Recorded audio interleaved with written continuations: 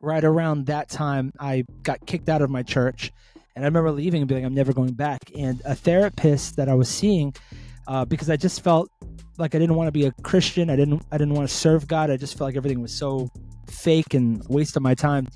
And I was like, man, I wasted years in the church. What am I doing? Like I could have not gone and done so much more with my life. And this therapist was like, why don't you just put this in some music? Like, why don't you record? And I started writing music that was kind of dark, but also had heart in it. And I remember the first song we dropped, it just went really big. I mean, at the time, this has to be like 2013, 12. SoundCloud was a big deal, and all these SoundCloud rappers. And when that hit, SoundCloud, I remember it was like 50,000 first week, 100,000 first week. People just kept jumping onto this idea. They loved what we were doing. They loved the movement of just reaching out to misfits and people who maybe feel like they've been disregarded or hurt, or just felt like they never were like that main character. The church is really good at raising up people who look good, and maybe internally they're not good. And sometimes people who might not have the look get overlooked. And so I've always felt like the Lord, shines bright on people that people count out. Hello and welcome to Holy Culture's Artist Spotlight. Today with me is Marty. Hi, Marty. How are you? What's up? It's an old thing from movies back in the day. I saw the Super Bowl yesterday, and the old classic Super Bowl commercial was they were doing "What's up?" and I don't know. I saw that. How are you doing? How's everything? Good. I'm kind of cold. I was kind of bittersweet. We had this nice 70-ish weather, and I had like my short sleeve on. And then today was like 45 and drizzly. I do not care for that. Where are you guys at? So I am in North Carolina. We're kind of everywhere. Okay. We're like a fully remote company. So our headquarters is in Philly, and then we have our DJs and hosts everywhere. DJ Reina is out in LA. So where in Cali are you? First off, the reason I even asked that question is because I know Philly, and so they're probably going crazy right now. It's the day after Super Bowl. Anyway, I'm actually in LA. I'm from New York, and then I moved to Miami, and then I moved to LA. So I always try to find the most expensive city, and I live there. That's my favorite thing to do, is to just be broke, because all I can afford is a cool house. Yeah. That's awesome. And so we're talking a little bit before offline, but so you've never actually talked to Holy Culture. So not once, never invited, never. You're the first person. The rudeness of it all. So upset. I'm so angry. Just kidding. No, I know, it's an honor to be here. First off, but I think also just to kind of, I know it's a joke, but my band Social Club might have been with Holy Culture Radio, and we love you guys, and so we always try to support everything you guys do. But yeah, this is my first solo interview. Well, I am so glad to have you. And I was like, oh, this is kind of a big deal. I was kind of nervous, gotta say. Really? So for people who may have not heard of you, who is Marty? Tell us who Marty is. Yeah, absolutely. Marty, yeah, it's me. I'm a rapper, producer. I'm a man of God. I don't know. I always feel like it's a loaded question when you get asked that, but the truth is I love making music. I'm an artist, and I'm an artist who loves to see other artists win. And so my goal as a label owner and as somebody who's championing, just going to champion artists, is to see others win, to serve others. I mean, that's literally my phrase. Whenever people ask me what I do, I say I serve others. And to me, that's the highest calling. That's the best thing you could do, is serve others, because people have served me. I hate this narrative of people saying like I did it all by myself. That's untrue, and it's important to serve others. And that's really what my career has been founded on. It's just serving others, making sure others win. And in doing that, God has given me a lot of favor and a great platform to be able to share my music with my friends. And it's just a whole bunch of hood rat activities that we're up to, I guess. Me and my hood rat friends. I saw a little kid with a shirt. It said, I just want to do hood rat things with my friends. And that's how I feel. I wish I can go back and just say that in a second. So where did Jesus find you? Were you a Christian first? Were you a musician first? That's a great way to phrase that. Were you a Christian before Jesus found you? Because there's a lot of people who just do church and do life. For me, I got saved when I was around 19 years old. I got invited to a youth group. my buddy was like, "Hey, go to church with me. There's pretty girls there," type thing. And I was like, "I'm there." He tricked me.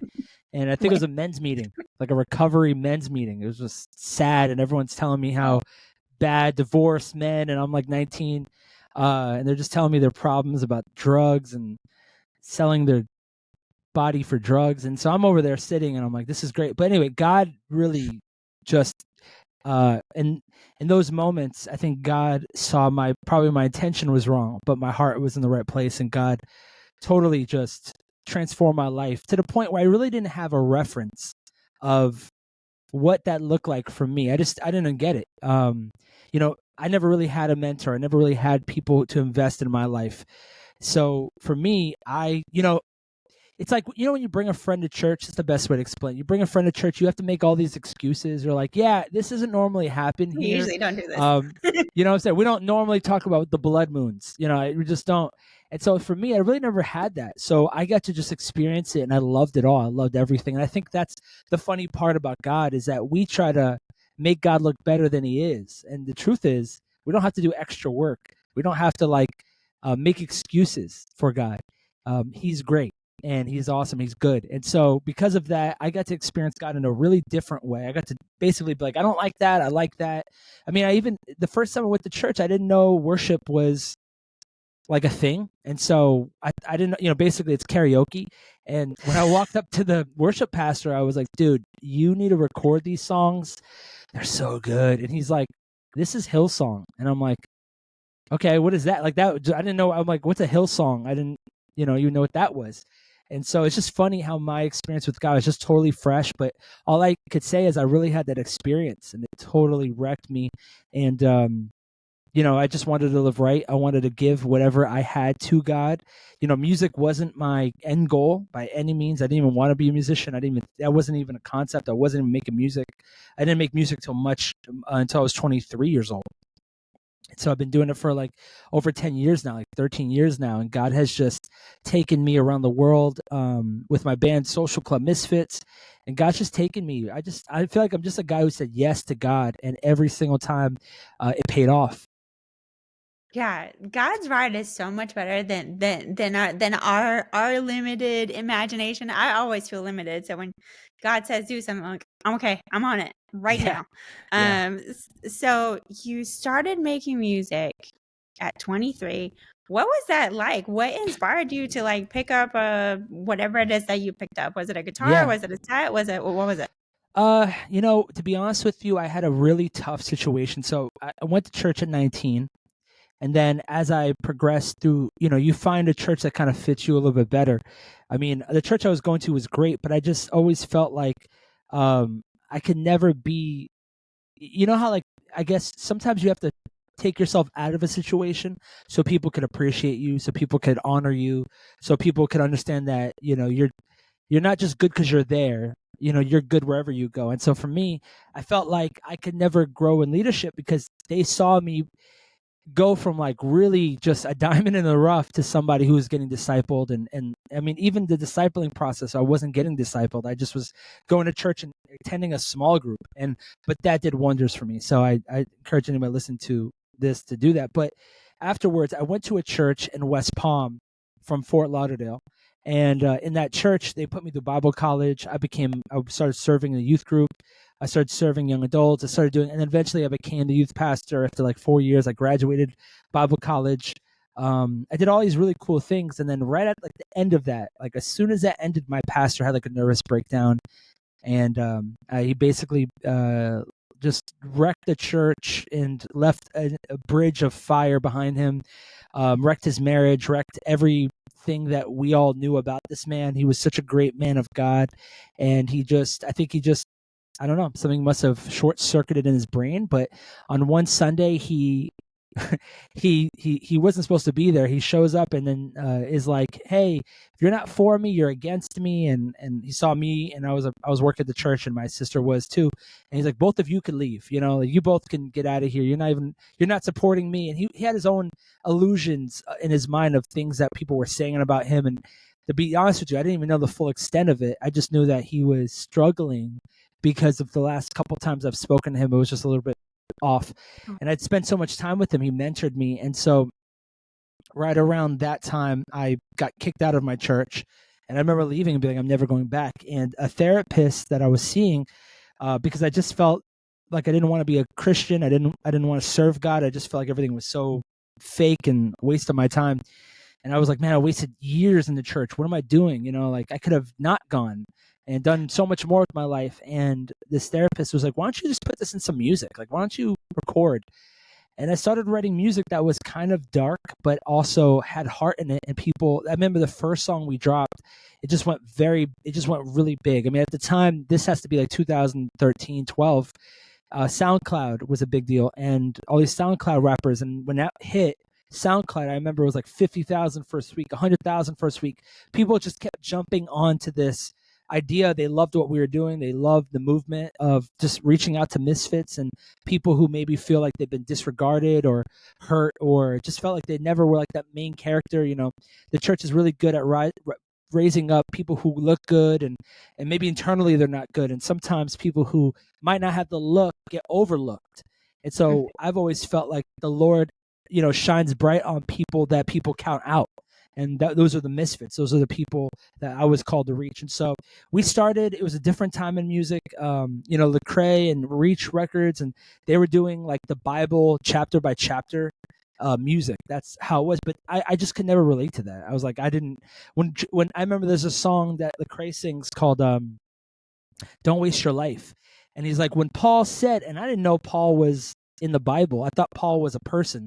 Because I was like, that's not a Jewish name. I didn't know any better. So he's like, Paul said, and I'm like, who's Paul? Like his A&R, and I'm just so lost. And so like, I always felt like I wanted to make music that connected to people who might not have understood what's going on in the church or might not understand, but maybe I'm the entry level that you can get. And, it can encourage you. The music that I make will talk about God, but it's through the perspective of someone who loves God, who serves God. And it's kind of how I started. And then from there, Social Club took off and I had to quit my job and we got, we were independent for a couple of years and we were signed. And now we completed our contract with Capitol and I started my own label called Apollo Records, where I'm actively searching artists out to champion them and serve them and see the best in them. So that's awesome. So I came to Holy Culture at June of 2023 as an intern.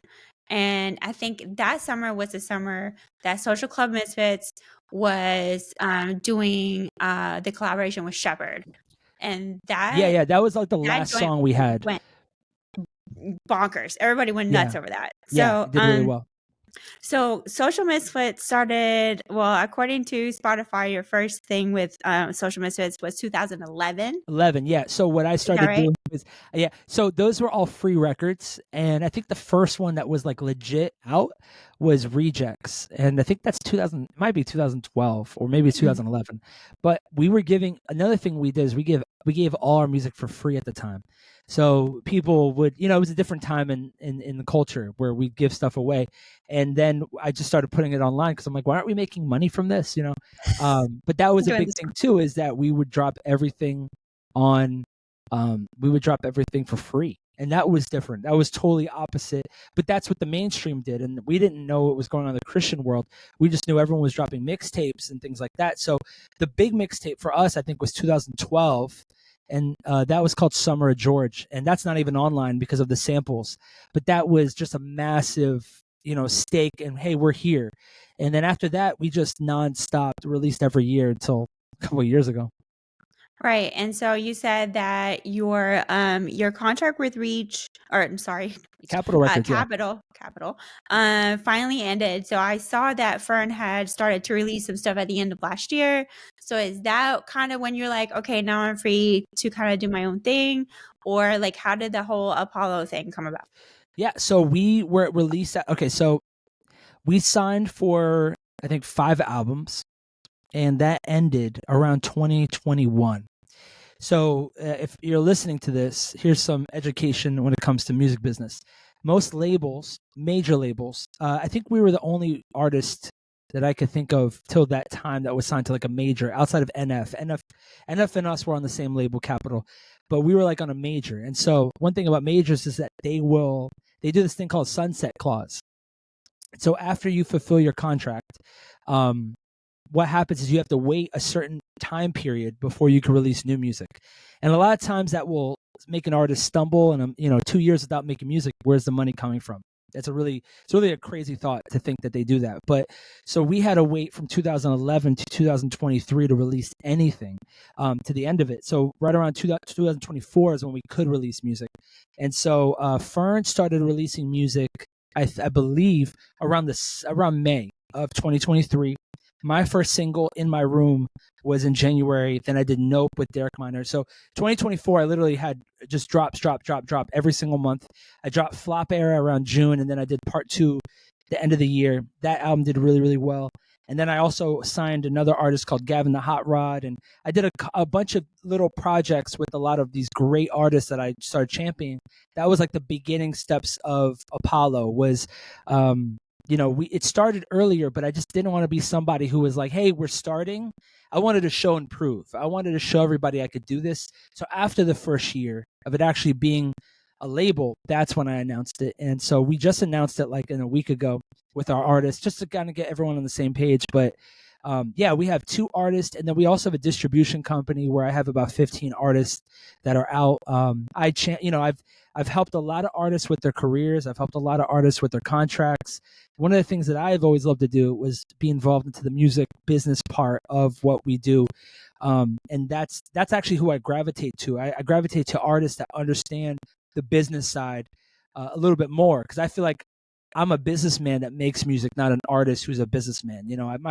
I'm very intentional about everything I do, about who I sign, the production, who I involve in what we do. And so Apollo Records is me, Andrew Prim, who's my A&R, and Eli Williams, who's my other A&R, and we sign artists. We do all the music, we mix and master, we put it out, and we just, a lot of artists don't have the funds to do anything. And so our goal is to take that pressure off them and then make great music with them.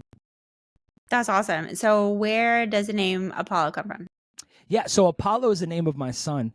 So 2023, let me take you back one more year. I move around 2020, early 2023, we move. And my wife, we've been married for 8 years. She's like, hey, I'm pregnant. And that's like the first month of our experience. I'm like, what? Wait, what's going on? How? And so, well, I know how, but anyway, the point is that we have this kid. So, but the worst part is around 23 weeks in, and you're a mother, right? Yeah. Yeah. So you understand, 23 weeks in, my wife has preeclampsia. So we go to the hospital, and we go to the hospital, and the doctor's like, hey, we have to cut the baby out of you right now. And I remember the doctor even pulling me aside and being like, hey, listen, you might not go home with your wife or your son.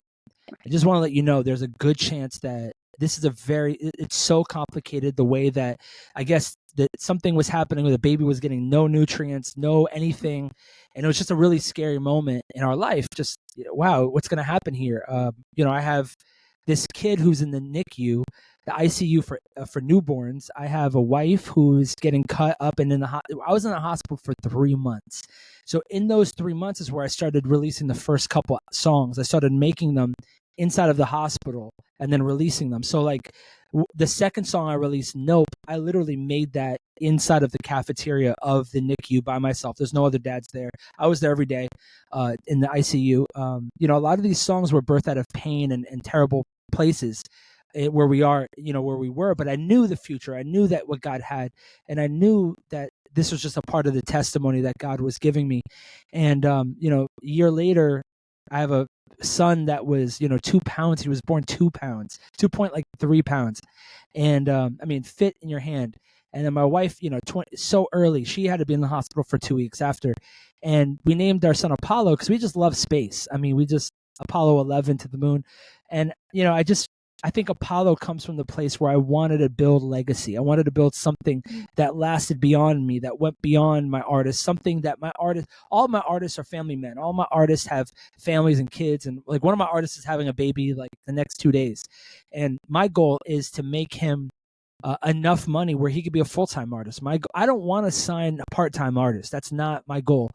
I'm not trying to even sign people with talent. I'm trying to find the certain people who are risk takers, who will figure it out for themselves, people who are hungry, people who just don't make good music but want something great for their legacy. And so Apollo is just speaks into that legacy of trying to breathe life into people's, I think about the Bible talks about a good father leaves an inheritance to his great grandchildren. I mean, it's like skips a generation to the next generation. And that's what we want to build with Apollo Records. I don't want artists who are broke and starving and who need money, because a lot of artists have deals like that where they're stuck. They don't know what to do and they're scared and they're like, what do I do? I'm stuck in a contract. And I'm not trying to do that. I want my artists to win, and I want us to win as a team. That's awesome. That's beautiful. And I am so glad that your story ended up that way. So my family, my husband, we actually had very similar thing happened to us. I had preeclampsia too, but I didn't know that I had preeclampsia. Oh wow! I found out afterward, and my little boy did not make it. So I'm so thankful. It's okay. It's part of my story and what God used to bring me to where I am. But I'm glad that it took you to where you are, and now you're able to bless so many other artists. So exactly how, if I am an artist and I am a go-getter, I can do the thing and I will put in the work. How do I get to work with you? What is the process if somebody wants to? I mean, be honest with you, I want the artist who, this is what the type of artist I want. I want the artist who doesn't want to work with me. I want the artist that is so focused on what they're doing and excited about what they're doing that we can just get alongside of them and we're like, hey, let's work together. Like that's one thing I've noticed in signing. I mean, I was talking to one of my friends today, and I was like, it's hard to find an artist who's motivated.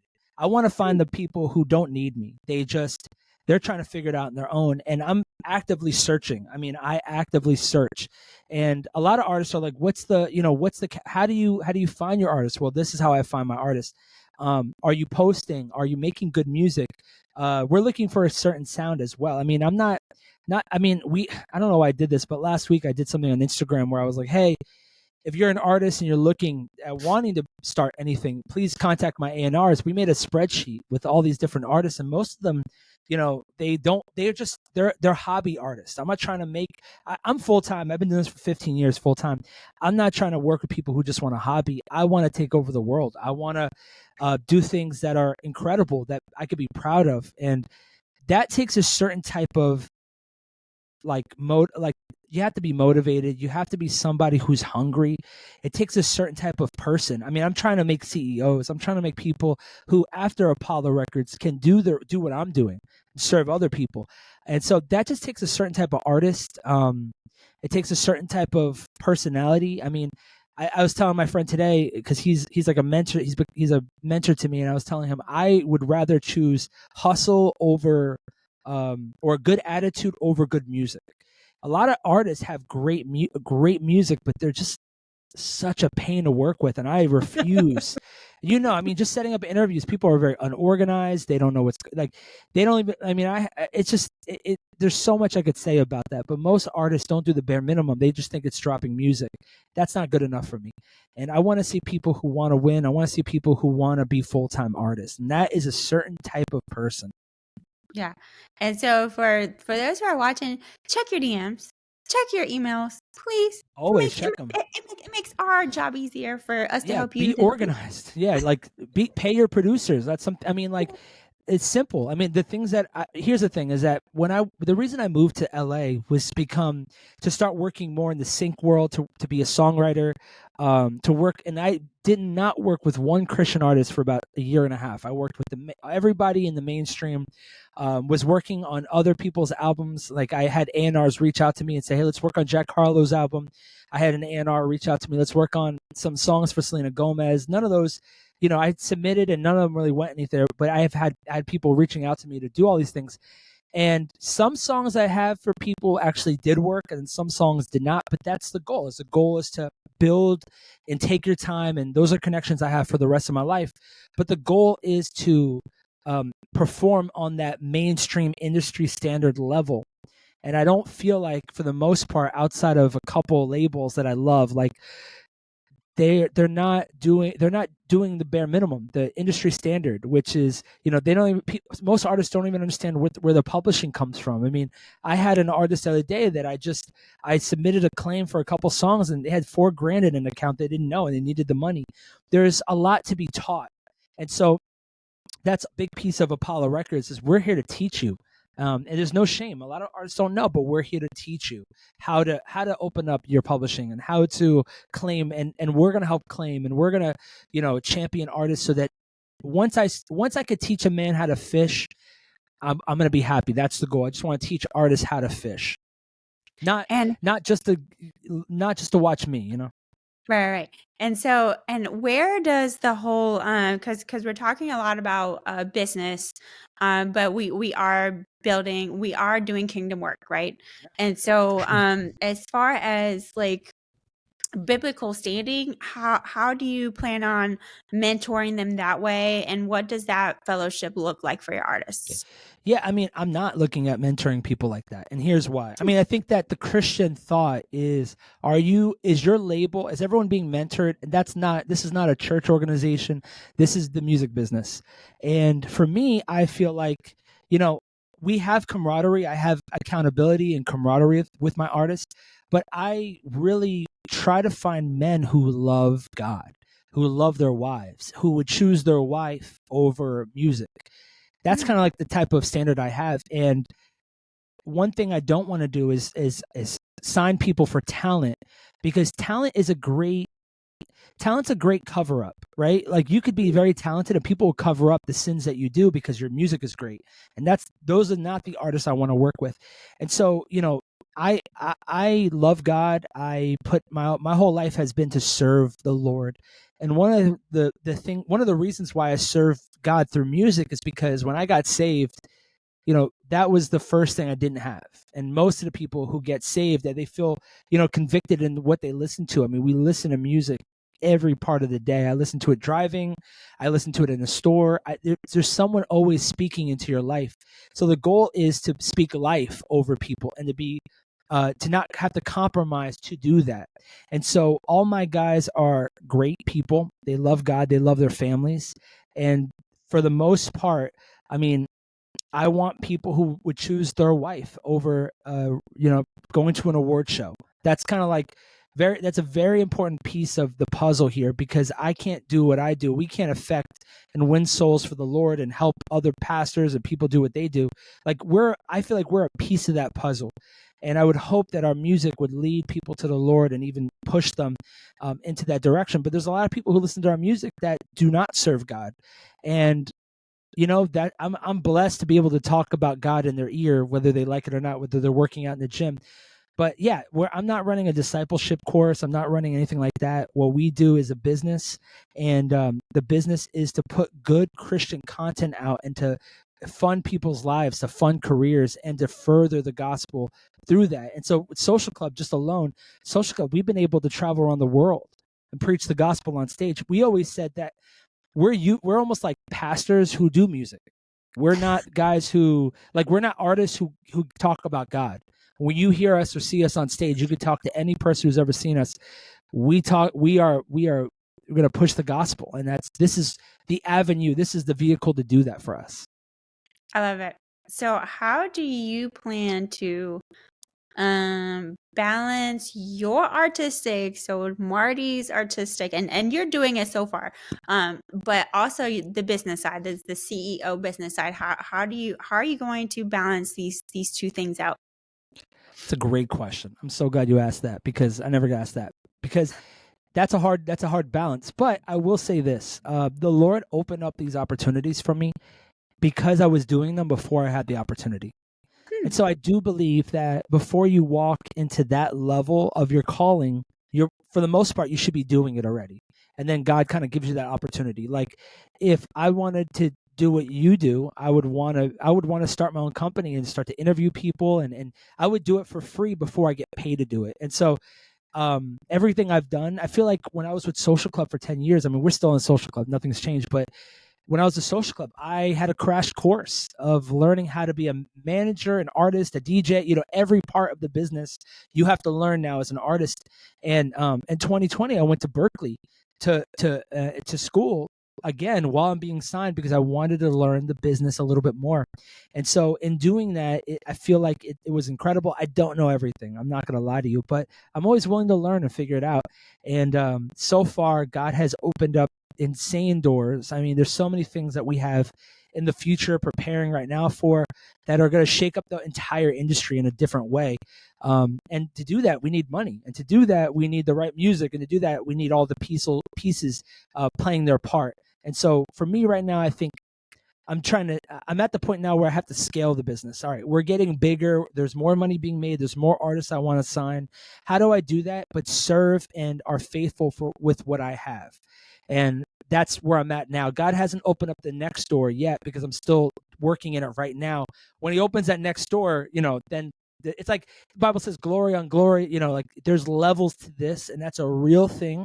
And, God opens up opportunities when you're ready, not when I'm ready. It's when he says I'm ready, that's how I kind of take it. Yeah. No, awesome. Okay, Marty. So we're right at our time. So in the last minute Kicking me out. Got it. Just kidding. Sorry, kicking me out. It's okay. No, sorry. So in the last minute that we have, where can people find your music? Where can they find Apollo? Give us your last shout out. Yeah, what's up? So I don't know why I said what's up. I don't know. It only mean you talking. But I would probably say to listen to our music, just you could find Marty. I have just dropped a brand new song called Why, featuring Spencer Kane. It's incredible. I love that song. Really catchy. And you can follow us on Apollo Records. We just opened an Instagram last week. I have like 3 followers. I love it. You can follow me on social media, and I hate to say this name. I really should have changed it 10 years ago, but I didn't. My username is Death by Marty Marr. I know it's tough. It's a long story. We'll get that on the next interview. But yeah, follow me on Spotify. Just Marty, Marty. It's like Prince. It's one name.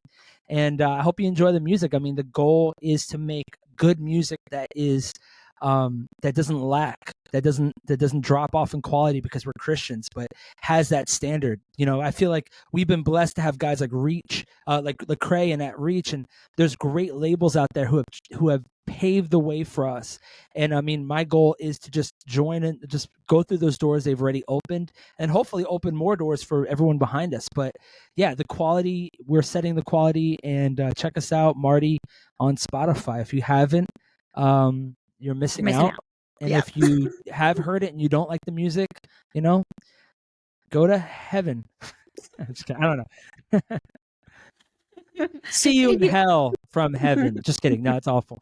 I just saw an action movie where the guy's like, see you in hell. I'm like, why would you want to go to hell? Why is that anybody want to, like, that's not where you want to see somebody. It's not nice. Yeah, it's just not good at all. It's awful. No.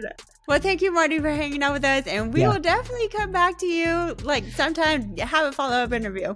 Yeah, you need it. There's so many questions I probably laid out there.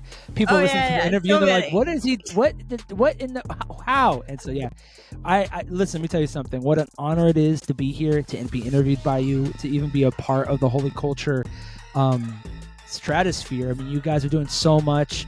You guys play our music, you guys champion us, and that is incredible, and we do not take that for granted, and every play counts. So thank you, and stream the music. Marty, Why, new single. Check out Flop Air, you'll love it.